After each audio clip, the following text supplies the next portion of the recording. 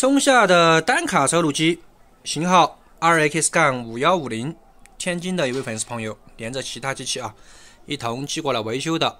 这是客户海淘的机器，它所使用的电压是100伏。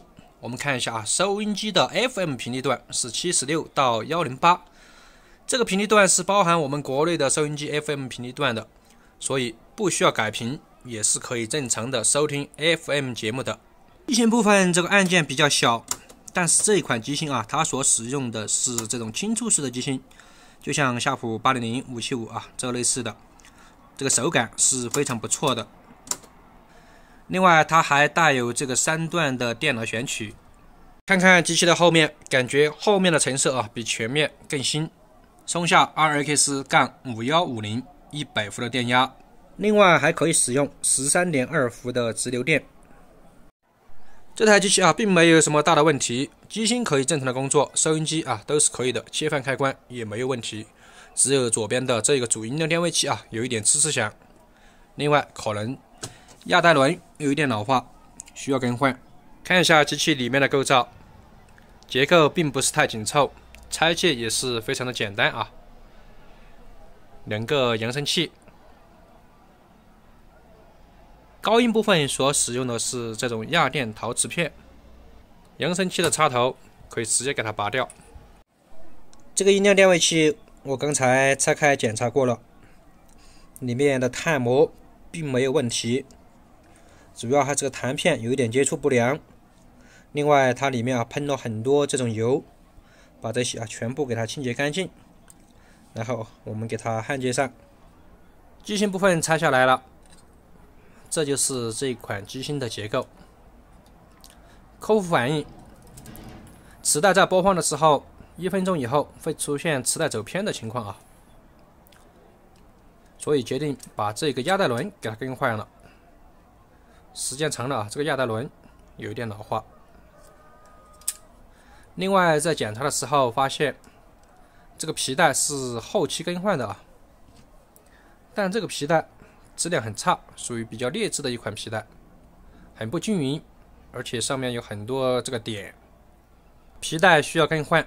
另外还有很多细节方面需要处理，比如这些触点开关它上面有很多这个触点开关，都是需要重新清洁一遍的。否则虽然是不影响这个一卡的走带，可能对录音或者选取方面有一定的影响。按键的这一部分构造和夏普575、夏普777比较类似，轮子比较好拆。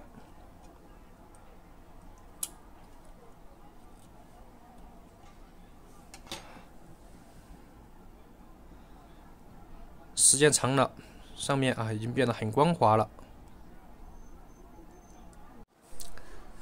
这个飞轮还是比较重的，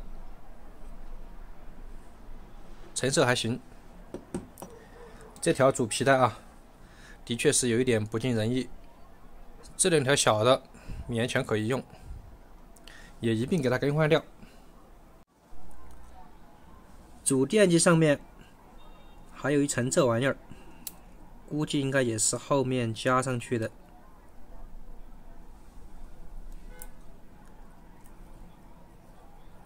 一层胶皮，咱们还是恢复原来的一个形状，把这个给它去掉，找合适的皮带把这些给它清洁干净。重新找了这种优质的皮带相应尺寸的，我们来对比一下，右边是优质的皮带，左边是它原机上面的皮带，是个很清楚的看到这个明显的差异的。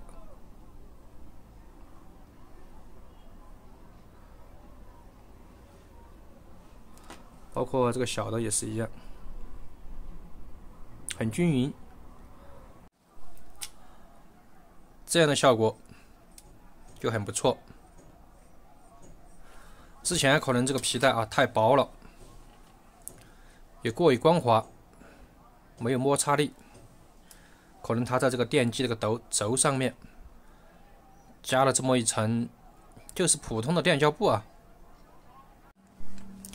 由于重新替换了皮带，那么肯定是需要重新调速的。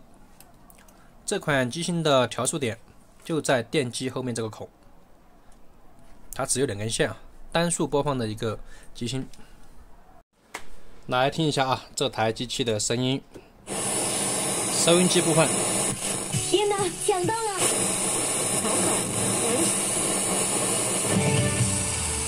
内存呈现以下。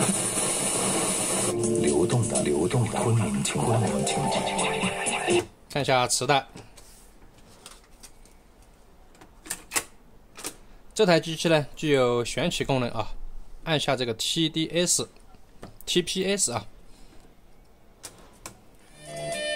按下播放键，同时按下快进键，这样就进入到一个选取模式。在下一曲的时候，空白的地方它就会自动跳开进行播放。好，已经选取成功了啊。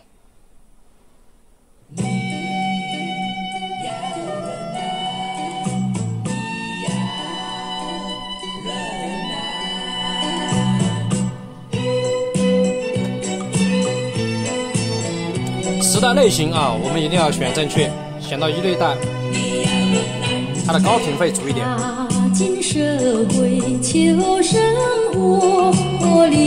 现在这个音量电位器啊，也不会有杂音啊。但愿日有成就，回来再看我的爱。无关千辛和万苦，一心一意去创造。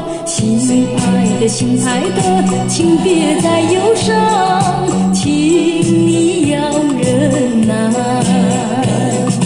因寻常通常练习，千山万水情常在。等待我回来，请你放开怀，忍耐，你要忍耐。好了，本期视频呢就到这里。有喜欢我的朋友，记得点击关注、点赞。好，谢谢大家，我们下期见。